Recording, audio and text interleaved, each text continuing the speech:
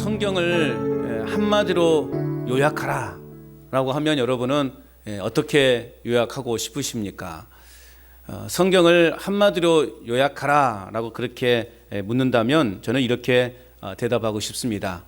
하나님의 사랑 이야기다. 하나님의 사랑 이야기. 성경 전체를 보면 구석구석에, 아니 모든 말씀이 하나님이 우리 인간을 향한 크신 사랑의 이야기다라고 그렇게 말씀을 드릴 수 있습니다. 천지를 지으시고 만드신 하나님께서 도무지 받아들일 수 없을 만큼 부패하고 어리석은 우리 인간을 일방적으로 찾아오셔서 우리에게 손을 내밀어 주시고 오늘 우리를 사랑한다 말씀하고 계신 것입니다. 여러분, 우리 자신을 한번 돌아보십시오. 하나님 앞에 당당하게 설 수 있는 사람이 과연 몇이나 될까요? 아마 한 사람도 없을 것입니다.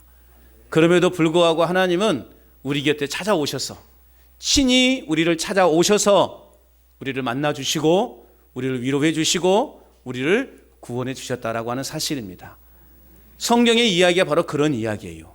그러니 성경을 한마디로 말하면 뭐라고 말할 수 있다고요? 하나님의 사랑 이야기.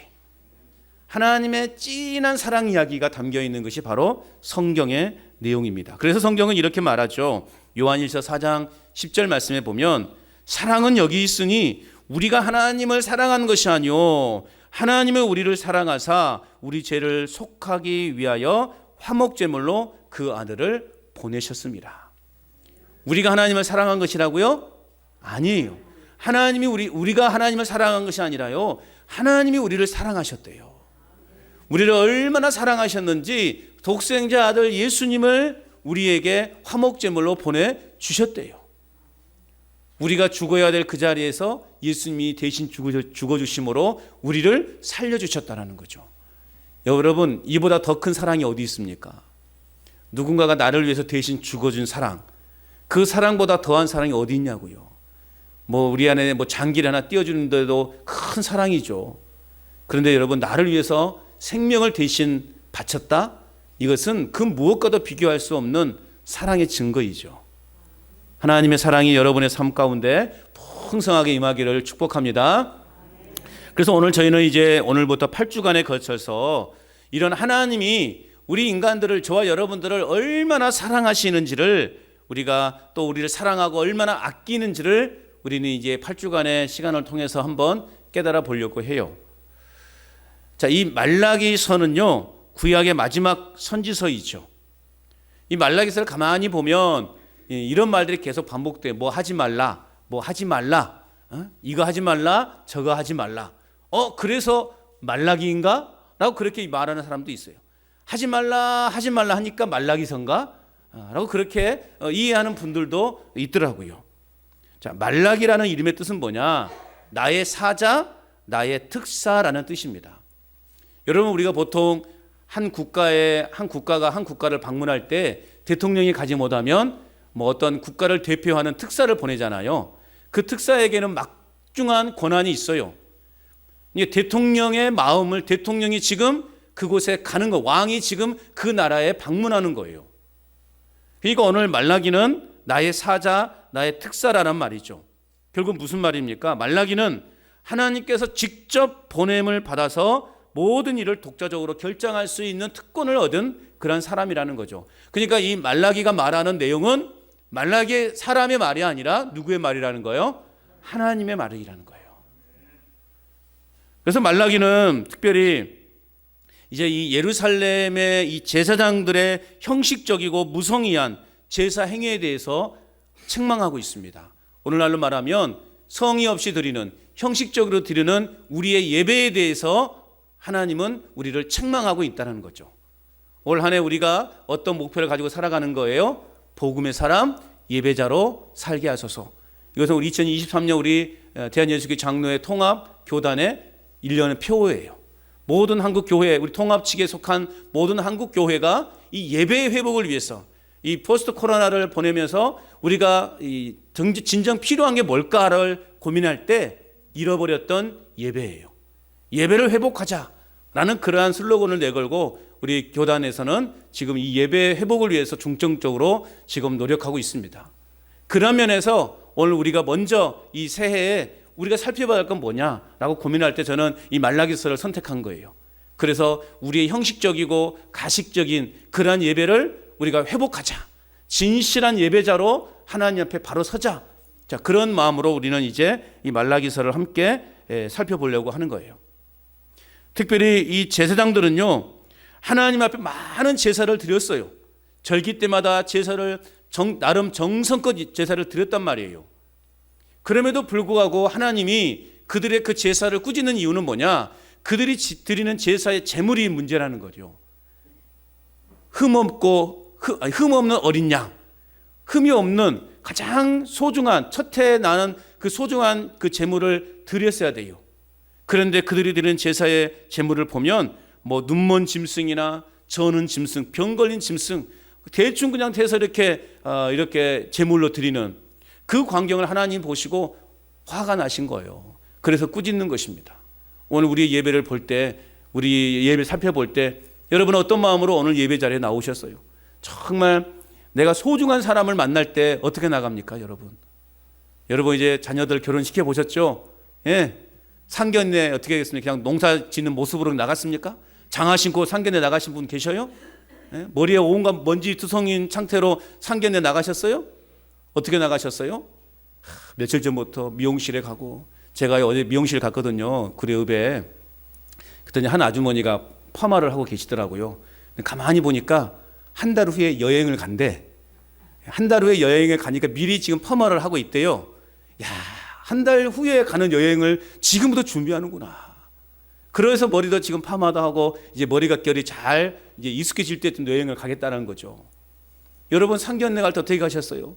가장 최고의 옷을 입고 내가 사돈한테 밀리지 않아야지. 그런 마음으로 여러분 꾸미고 막 평소에 달지도 않았던 귀걸이도 달고, 귀걸이 다르셨나? 평소에 않지 않은 반지 막 요만한 알맹이 붙어 있는 거 달고 막 가지 않으셨어요? 안 그랬어요? 야, 순수하시군요. 아무튼 우리가 소중한 사람을 만나게 될 때는 정말 정성을 다하잖아요. 그런데 여러분 사돈보다 더 소중한 분이 하나님 아니셔요? 그런데 하나님을 만나러 오는 여러분은 오늘 자세는 어떤 자세였습니까? 또 우리가 하나님 앞에 드리는 제물, 예물도 어떤 마음으로 드리셨어요? 그냥 주머니에 대충 꺼내가지고 구깃구깃 된 거 쫙 펴가지고 이렇게 해가지고 봉투에 넣어서 헌금을 하셨나요? 여러분 그것은 잘못된, 오늘 이 말라기가 꾸짖는 제사장들의 잘못된 제사 방식인 거예요. 미리 내가 오늘 얼마의 헌금을 드려야 되겠다 싶으면 미리 다 준비해 놓고 구겨졌으면 다리미로 펴서라도 깨끗하고 가장 깨끗한, 아니면 내가 전날에 은행 가서 깨끗한 돈으로 바꿔와서 그걸 하나님 앞에 드리고자 하는 그런 마음으로 하나님 앞에 드려야 되지 않겠습니까? 오늘 말라기가 계속 꾸짖고 있는 게 그런 거예요. 너희가 제사는 많이 드리지만 너희가 드리는 그 제물을 보니 형편이 없다라는 거예요. 형식적이고 가식적인 거예요. 대충 그냥 이 지나다니는 짐승 잡아가지고 하나님 앞에 드린 거예요. 이 얼마나 정말 기가 막힌 거냐고요.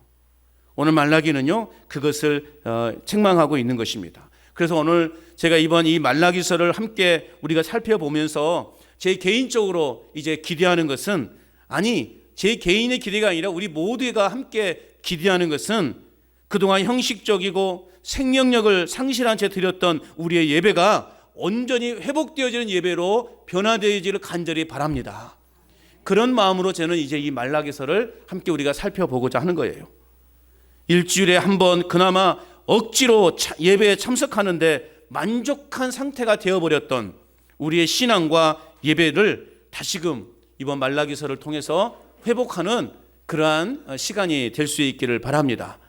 세상 사람들이 이렇게 형식적인 예배에 치우쳐 살아가는 우리를 향해서 뭐라고 이야기할까요? 야, 네가 교회 다닌 거 외에는 너랑 우리랑 다를 게 뭐가 있냐? 그렇게 말하지 않겠냐고요. 형식적이고 의미 없는 예배를 드리는 그러한 삶을 살고 있는 우리를 향해서 세상 사람들이 네가 교회 다닌 거 외에 우리랑 다를 게 뭐가 있냐인 거죠. 얼마나 참담한 이야기입니까? 우리는 적어도 이런 소리는 듣지 말아야 되죠. 야, 네가 교회를 다니니 역시 뭔가 다르구나. 너랑 나랑은 뭔가 다른 세계를 살고 있구나. 이런 소리까지 우리는 들어야 되지 않겠습니까? 그저 너랑 나랑 다를 게 뭐가 있냐? 정말 우리를 하나님의 마음을 참담하게 만드는 이야기라는 거죠. 우리는 뭐라고 대답할 수 있겠습니까? 오늘 말라기서 말씀해 보니까 오늘 말라기는 우리를 향해 외치고 있어요. 하나님을 향한 거룩한 열정을 회복하라. 하나님을 향한 거룩한 열정을 회복하라 말씀하고 있어요. 엉터리 신앙을 버리고 오늘 복음의 사람답게 온전한 예배자로 살아가라. 오늘 말라기는 우리에게 외치고 있는 거예요. 자, 따라서 합시다. 복음의 사람, 예배자로 살게 하소서. 아멘. 복음의 사람답게 우리는 온전한 예배자로 살아가야 하는 것입니다. 자, 오늘 1절 말씀을 함께 봅니다. 1절 말씀 같이 읽어볼까요? 시작. 여호와께서 말라기를 통하여 이스라엘에게 말씀하신 경고라. 자, 이 경고라는 말을 번역하면 이것은 하나님의 계시의 말씀이다라는 의미예요. 그러니까 오늘 여호와께서 말라기를 통해서 이스라엘에게 하나님의 계시의 말씀이 지금 선포되고 있다라는 거죠. 결국 이 말은 인간적인 생각이 아니라 말라기 개인적인 생각이 아니라 오늘 이 말은 하나님의 말씀이라는 거예요. 하나님의 생각이고 하나님의 의도이고 하나님의 마음이라는 것입니다. 그래서 오늘 2절 이제 상반절 말씀에 보면 이렇게 이야기하고 있어요. 여호와께서 이르시되 내가 너희를 사랑하였노라 하나 너희는 이르기를 주께서 어떻게 우리를 사랑하셨나이까 하는도다. 하나님이 말씀하시서요. 내가 너희를 사랑한다. 내가 너희를 사랑한다. 그런데 이스라엘의 반응은 어떤 반응이라는 거예요? 주께서 어떻게 우리를 사랑하셨나이까 라는 반응이에요. 자, 하나님 아버지의 답답한 마음을 오늘 이 본문을 통해서 우리는 엿볼 수 있는 거예요. 하나님은 당신이 택하신 이스라엘을 사랑하셨어요. 그런데 나는 너희를 사랑한다. 나는 너희를 사랑한다라고 그렇게 말씀하셨는데 하나님의 이스라엘을 여전히 사랑하고 계신다라고 그렇게 말씀하고 있는 거예요. 그런데 이스라엘은 어떻게 하나님이 우리를 사랑한다 말할 수 있습니까? 라고 그렇게 지금 답변하고 있는 거예요. 하나님은 어제나 오늘이나 영원토록 저와 여러분들을 사랑하신 줄로 믿습니다.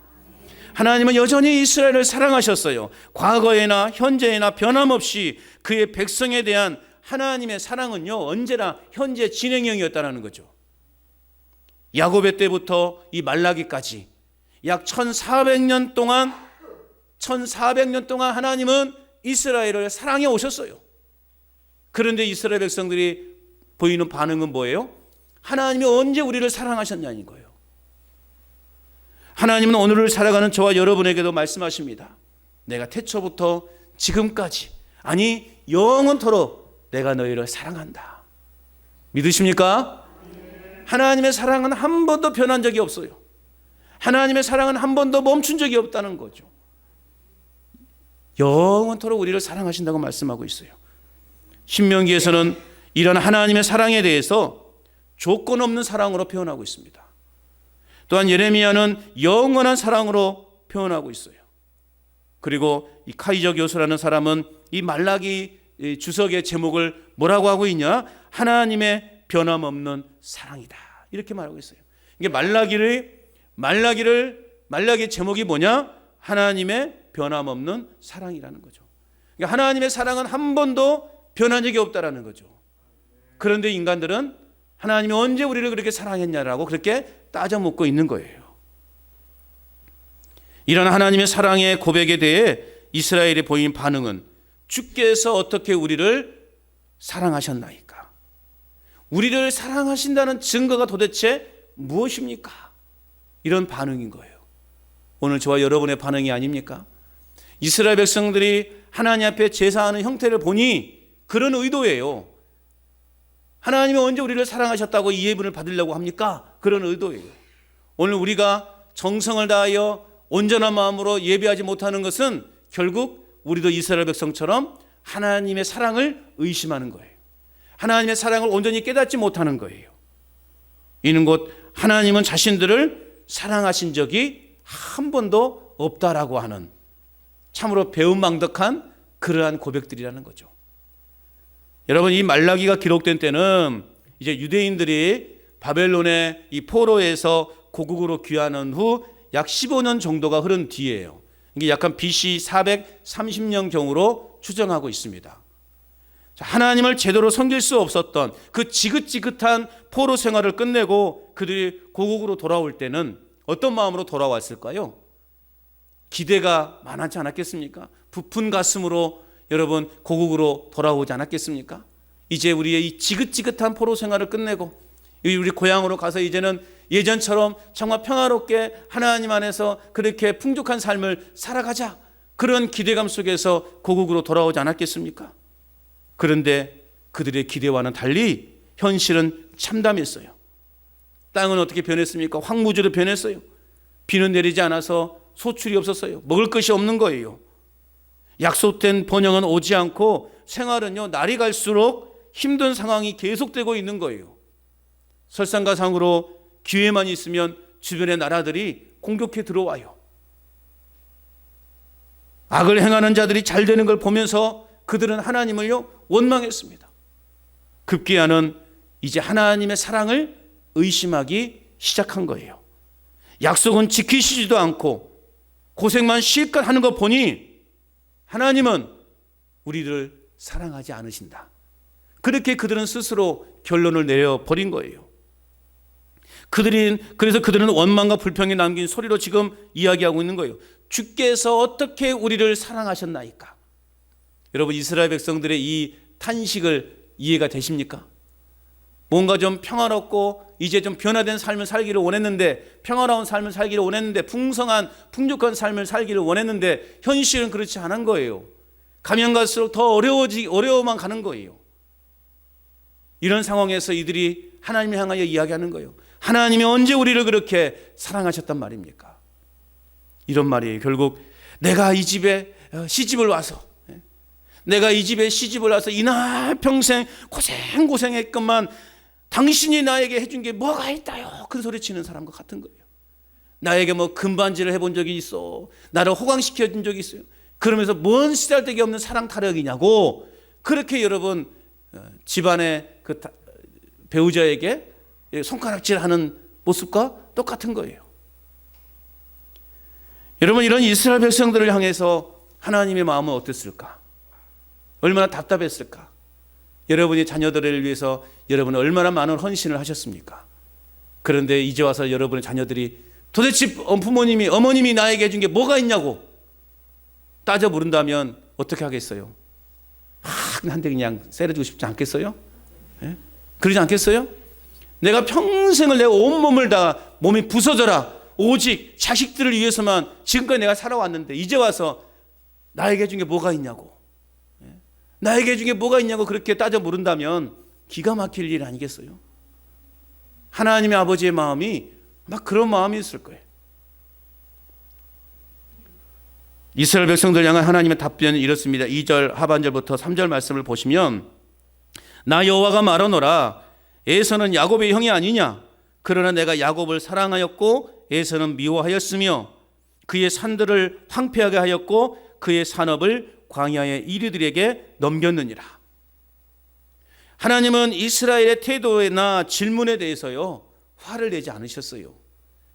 그렇게 배은망덕한 짓을 해도 하나님은요, 그들을 향해서 화를 내거나 심판하지 않으셨다고요.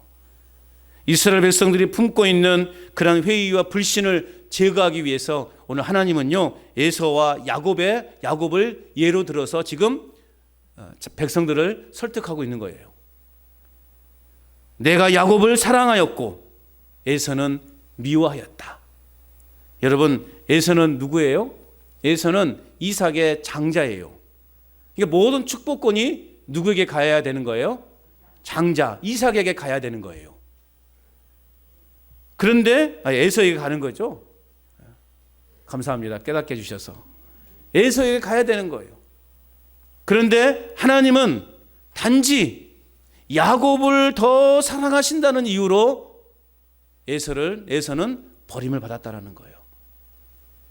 야곱에 대한 하나님의 사랑은 어떤 인위적인 조건이나 이유 때문이 아니에요. 야곱이 뭐 사랑받을 만한 그런 축복을 받을 만한 자격이 있어서 그가 하나님의 선택을 받은 게 아니라는 거예요. 하나님의 주권적 선택의 결과였다라는 것을 우리는 깨달아야 되는 것입니다. 자, 여러분이 판단할 때 에서가 착합니까? 야곱이 착합니까? 예? 이렇게 말하니까 이제 대답하기가 애매하죠. 평소에 우리가 생각할 때 우리는 야곱이 더 선한 사람이고 더 착한 사람이라고 그렇게 이해를 해왔어요. 그죠?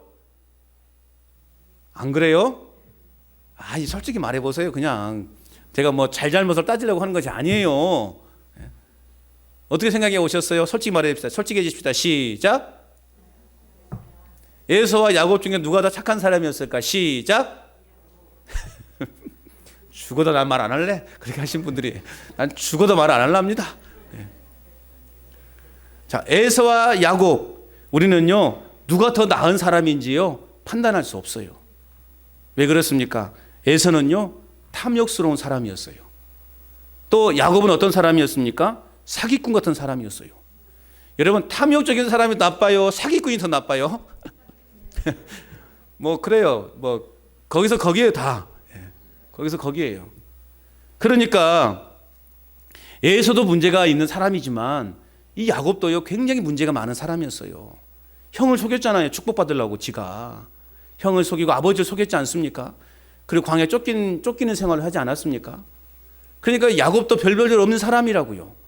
에서도 별로 그렇게 훌륭한 사람이 아니지만 야곱도 훌륭한 사람이 될 수 없다라는 거죠.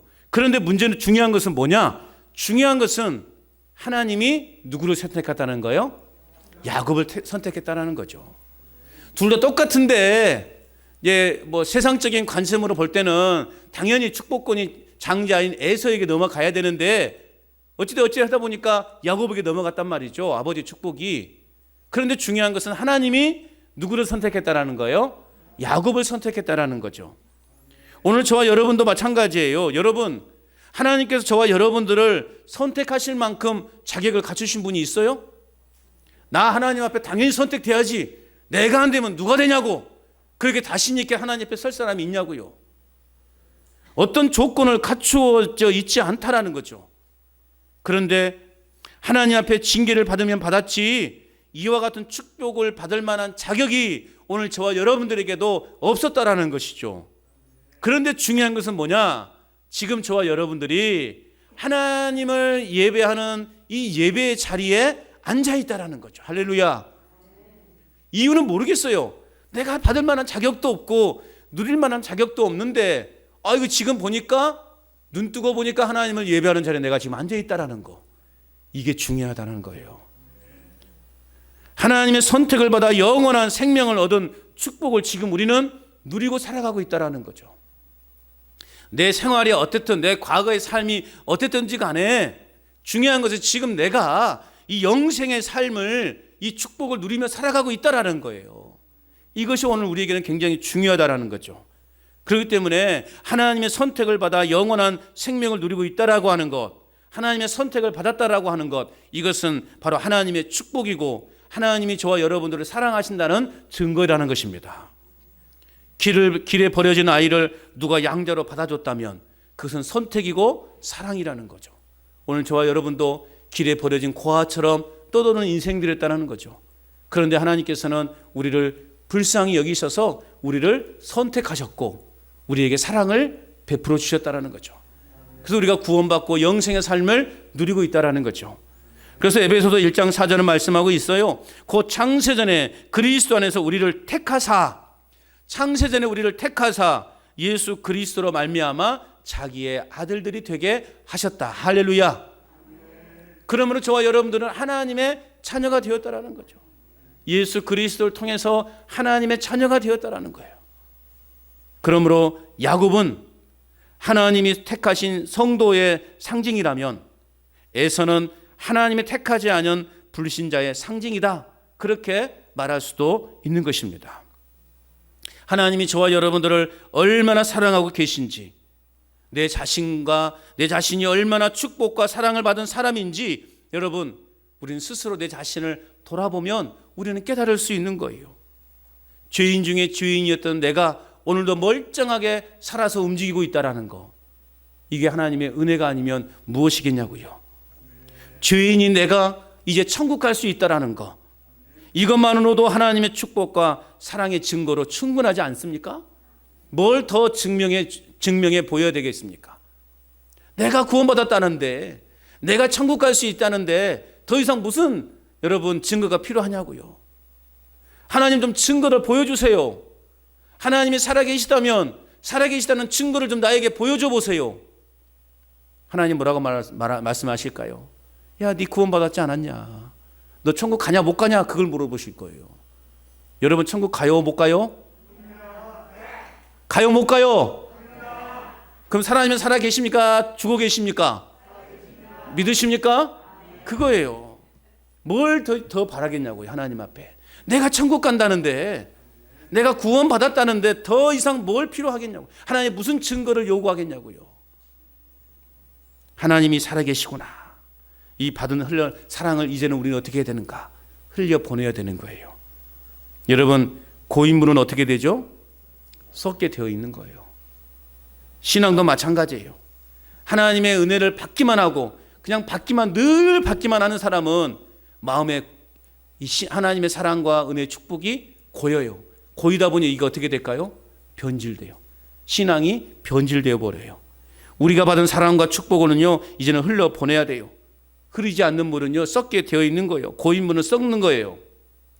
우리가 받은 사랑과 은혜와 축복이 우리 안에만 꼭 가둬두기만 하면 이게 어떻게 된다고요? 썩는다고요. 축복도 썩는다고요. 은혜도 축복도 사랑도 썩어서 변질될 수밖에 없다라는 거예요. 그러다 보니 어떻게 돼요? 교회 안에서 맨날 다툼이나 이렇게.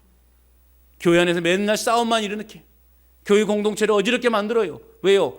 받은 축복이 썩어 있으니까 변질되어 버린 거예요. 이게 자꾸 흘러보내야지 새로운 은혜가, 새로운 축복이, 새로운 사랑이 나에게 채워지는데, 그래서 늘 깨끗한 사람, 순수한 모습으로 지켜나가며 살아갈 텐데, 이게 고요만 있으니 썩어버리니 신앙이 어떻게 돼요? 변질되어 버린 거예요. 그러니까 교회 공동체에서 맨날 싸움만 일으키려고 그러고 부정적인 말만 했었고 불평, 원망만 하는 거예요. 그러지 않은 사람은요 늘 감사해요. 늘 찬송하고요. 늘 충만한 거예요. 그래서 우리가 늘 말하잖아요. 첫 신앙을 회복하자. 첫사랑을 회복하자라는 말을 많이 하잖아요. 그건 왜요? 우리의 사랑이 변질되어 있기 때문에. 이걸 자꾸 흘러보내야 되는데 내 안에만 꼭 가둬두고 있으니 이게 부풀도록 부푸는 거예요. 이게 여러분 그러잖아요. 물에 오래 고여 있으면 이거 누가 뭐 약도 뿌리지도 않았는데 막 이끼가 생기고 벌레가 생기고 물이 막 혼탁해지잖아요. 마찬가지인 거예요. 우리가 사랑을, 하나님의 은혜를, 축복을 우리 마음속에 가둬만 두면 여러분 신앙의 불순물들이 생기기 시작하는 거예요. 이게 썩고 혼탁해져요. 그러니까는요 그냥 예배도 형식화가 되어버린 거예요. 내가 평생을 내가 드려온 건데 그냥 흘러가는 대로 그냥 그렇게 와서 앉아있다가 하고 성경을 보자면 그냥 보고 끝나고 이렇게 그냥 일상화 되어버린 거죠. 그러니 우리 마음속에는 이미 이제 악함이 들어와 있고 그러다 보니까 우리 입술에서는 감사보다는 불평과 원망과 축복의 말보다는 쌍스러운 소리가 우리 입에서 나오게 되는 것입니다. 여러분 예수님 믿는 사람들이요 악한 일을 하게 되면요 더 악랄합니다. 그렇지 않습니까? 여러분 역사를 봐도요 십자가를 이렇게 십자가 깃발을 들고요 더 악랄한 짓을 했어요. 이게 역사거든요. 예수님 믿는 사람들이 악해지면요 어마어마하게 악해지는 거예요. 이게 무서울 게 없는, 나는 하나님이 빼겠다라고 이게 착각해가지고요 무서울 게 없게 변해버린다니까요. 악랄해지는 거예요. 여러분 받은 사랑, 받은 은혜, 받은 축복을 잘 흘려보낼 수 있기를 축복합니다. 잘 흘려보내야 새로운 맑고 깨끗한 것으로 다시 우리 영혼을 채울 수 있는 것입니다. 일상의 삶으로 잘 흘려보내므로 깨끗하고 순수한 신앙을 갖는 저와 여러분 될 수 있기를 바랍니다. 그럴 때요 그런 마음을 우리가 예배에 올 때마다 막 사모하게 돼요. 막 기대가 되고요. 오늘 예배 속에 어떤 은혜가 있을까? 막 그런 은혜로 막 충만해요. 나의 영혼을 무엇으로 채울까? 그런 마음으로 오는 거예요. 왜요? 일주일 내내 그 사랑을 다 흘려보냈으니까 이제는 배고프잖아요. 여러분 배고파 보셨죠? 뭐든 안 마시겠어요? 예? 배고프면 뭐든지 맛있게 보이잖아요. 저는 그렇다고요. 네. 배가 고파 보면 뭐든지 막 맛있어 보여요. 막 온통 먹는 거 생각밖에 안 나요. 제가 군대에서 훈련소에 있을 때 제일 먹고 싶었던 게 뭔지 아세요? 치킨이요, 치킨. 6주 동안 훈련 받는데 그냥 우리는 맨 군대 짬밥만 먹었거든요. 그러니까는 막 그냥 치킨 냄새가 코에서 막 왔다 갔다 하고 온통 치킨. 내가 나가기만 해라. 수리하고 나가기만 해봐라. 내가 치킨 한 5마리 내가 먹어버리다 막 그 생각 속에서 훈련을 했거든요. 근데 이제 어머니와 형님이 이제 훈련소로 오시면서 막 치킨을 겁나게 싸왔어요. 근데요, 두 다리 먹으니까 이제 안 먹고 싶더라고요. 배가 고프면 뭐든지 먹고 싶은 거예요. 여러분, 우리가 한 주간 동안 우리가 받은 그 은혜의 사랑을 다 흘려보내보세요. 그런 것에 막 배고파 있잖아요. 그러면 또 주일날 내가 무엇으로 채울까? 내가 무엇으로 채우지? 내가 오늘 이번 주에 또 주일날 교회 가서 이 사랑을 채워야 되겠구나. 이 하나님의 은혜로 채워야 되겠구나. 그런 기대감 속에 예배 자리에 나오지 않겠어요? 그러면 그 사람이 드리는 예배는 어떨까요? 은혜가 돼요, 안 돼요? 은혜가 되는 거예요. 그런데 내 배는 이만큼 불러있어. 배가 불러 이제 아무것도 먹기 싫은 거예요. 뭐가 있어도 진수성찬이 있어도 그냥 그림에 떡인 거예요. 우리가 그냥 은혜 받은 거 마음 뱃속에 막 우리 마음속에 가득 채우고만 오면 예배가요 기대도 안 돼. 아이고 오늘 또 그런 말 하는구만. 아이고 아멘 하라네. 아멘 하는 거예요. 이렇게 할렐루야 그러네. 그만 아멘 해야 되네. 아멘 하는 거예요. 이게 하나님이 기뻐하는 예배가 되겠냐고요. 굶주려야 되는 거예요. 은혜에 대한 목마름이 우리에게 있어야 되는 거예요. 은혜에 대해서 날마다 우리는 배고파해야 되는 거예요. 흘러보내시기를 바랍니다. 흘러보내야만이 새로운 곳으로 채워줄 수 있는 거예요. 하나님 어떻게 우리를 사랑하십니까? 사랑하셨습니까? 라고 질문한 그 질문을 거부하거나 외면하지 않으셨어요. 하나님은요 그들의 마음을 충분히 이해하셨다는 말이죠. 그래서 구약 성경에 보면요 여러 종류의 사람들이 하나님께 부르짖는 소리가 나와요. 시편 44편 23절 말씀에 보면 주여 깨소서 어찌하여 주무시나이까 우리를 영영히 버리시나이까 그렇게 탄식하고 있어요. 또 시편 79편 5절에 보면 여호와여 어느 때까지니까 이렇게 탄식하는 그런 소리도 나와요. 이스라엘 백성들은 고통 중에서 또 위기 상황에서 그리고 어려움에 처할 때마다 하나님께 부르짖었던 것이죠. 그럴 때마다 하나님은 그들의 기도를 들으셨고요. 그들에게 그 기도의 응답으로 역사하셨다는 것입니다. 여러분 우리 역시도 우리를 사랑한다는 말을 많이 듣지만 현실의 삶에서 그런 것이 전혀 느끼지지 않을 때 우리는 이스라엘 백성처럼 이렇게 하나님 앞에 질문할 수 있다는 거죠. 이제 막 예수님 믿고 제대로 한번 살아보려고 했는데 중병에 걸릴 수도 있습니다. 주님의 일에 헌신하고 싶었는데 경제적으로 어려움을 당하거나 실직을 당할 수도 있어요. 계속 시련으로 어려움을 겪고 인간관계에 있어서도 아픔을 당할 수도 있다는 거죠. 자녀들이 힘들게 하거나 또 자녀들의 사업이 잘 풀리지 않는 그런 일도 우리 안에 있을 수 있다는 것이죠. 이러한 일을 당할 때 우리는 주님 어떻게 우리를 사랑하신다고 말씀할 수 있습니까? 아니 하나님이 사랑하신다면 지금 당하는 이 상황이 무슨 꼴이란 말입니까? 이런 사랑이라면 저는 필요 없습니다. 그렇게 우리가 하나님 앞에 항변할 수도 있다는 것이죠. 그러나 우리 하나님은 오늘 우리에게 이렇게 말씀하실 것입니다. 내가 야곱을 선택했던 것처럼 너를 선택하였다. 내가 너를 사랑한다. 할렐루야. 하나님은 오늘 여전히 우리에게 이렇게 말씀하여 주실 거라는 것이죠. 아직은 그 고난의 뜻을 다 몰라도 틀림없는 것은 하나님은 저와 여러분을 선택하여 주셨고 좋은 것을 주시는 아버지가 되어 주신다라는 사실입니다. 이런 약속을 믿고 여러분 우리가 날마다 믿음으로 승리하는 삶을 살아가야 돼요. 오늘 본문에 하나님은 이스라엘을 4절에 있는 것처럼 에돔과 같이 진노와 심판에 처하지 않게 하시고 그들에게 영광과 위엄을 나타내신 분이십니다. 또는 오늘 5절 말씀에 보니 하나님이 어떤 하나님이십니까? 이스라엘 지역 밖에서도 크신 하나님이다. 그렇게 말씀하고 있습니다. 여러분 하나님은 교회뿐만 아니라 세상에서도 큰 일을 행하실 수 있는 분이에요. 그런데 이스라엘 백성들은요 하나님은 그냥 우리 땅 안에만 머물러 계시는 하나님으로 오해하고 있었어요. 그러니까 그들이 망했을 때 하나님도 같이 망했다라고 그들은 그렇게 착각하고 있었다라는 거죠. 그런데 여러분, 하나님은 결코 망하지 않으신 분이에요. 보세요, 여러분. 하나님은요, 바벨론의 느부갓네살 왕을 사용하셨어요. 그리고 다리오 왕도 사용하셨어요. 그리고 고레스 왕을 사용하시면서 결국엔 이스라엘을 포로에서 해방시켜 주셨다라는 거죠. 하나님은 악도 선용하시는 분이에요. 그러므로 여러분, 우리는 하나님을 온 세계 사람들이 알도록 우리는 그래서 열심히 전하는 삶을 또한 살아가야 하는 것입니다. 여러분, 우리가 살다 보면 누구나 뜻모를 어려움을 당할 때가 있죠. 하나님을 믿는 사람이나 안 믿는 사람이나 어려움을 당하는 것은 다 마찬가지예요. 그러나 그 이해할 수 없는 고난에 대한 반응을 보면, 그 반응을 보면 그 사람이 진짜 믿는 사람인지 믿지 않는 사람인지를 알 수 있다라는 것이죠. 믿음의 사람은 어떻습니까? 어떤 어려움에 처하더라도 원망하거나 좌절하지 않습니다.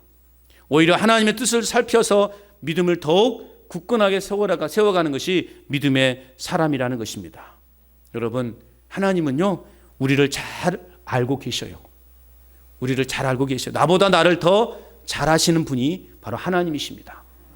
우리가 가야 할 길도 잘 알고 계시는 분이셔요. 무엇보다 우리를 깊이 사랑하신 분이라는 사실을 여러분 믿으시기 바랍니다. 그 사랑에 감격하여 우리 자신 또한 하나님을 더욱더 사랑한다고 그렇게 고백하는 그러한 삶을 살아갈 때 우리는 참된 예배자로 살아갈 수 있다라는 것입니다. 여러분, 올 한 해 복음의 사람답게 참된 예배자로 살아가시기를 바랍니다. 예배의 회복을 가져오시기를 바랍니다. 그동안 우리가 생각했던, 마음 가졌던 그 예배에 대한 마음가짐을 이제는 버리고 새로운 마음가짐으로 예배 자리로 나오는 저와 여러분 될 수 있기를 바랍니다. 하나님이 기뻐하시는 예배는 어떤 예배나 정직하고 가식 없는 예배예요. 그런 예배자, 그런 하나님이 기뻐하시는 예배자, 하나님이 기뻐 춤추시는 만한 그런 예배자, 그런 예배가 우리 교회에서 매주 드려질 수 있기를 바랍니다. 그런 마음으로 여러분 이제는 다시 새로운 마음으로 예배 자리에 나오십시오. 간절히 사모하는 마음, 이번 주에 내가 너무나 많은 사랑을, 내가 많은 실천을, 영적인 실천을, 믿음의 실천을 해서 내가 영적으로 배고프다. 하나님이 이번 주는 무엇으로 채워주실까? 어떤 음식을 또 준비해 놓고 계실까? 그런 기대감 속에서 여러분 예배 자리에 나오시기를 바랍니다. 그럴 때 여러분의 인생이 놀라운 변화를 가져오게 될 줄로 믿습니다. 따라서 합시다. 복음의 사람, 예배자로 살게 하소서. 한 번 더, 복음의 사람, 예배자로 살게 하소서. 할렐루야.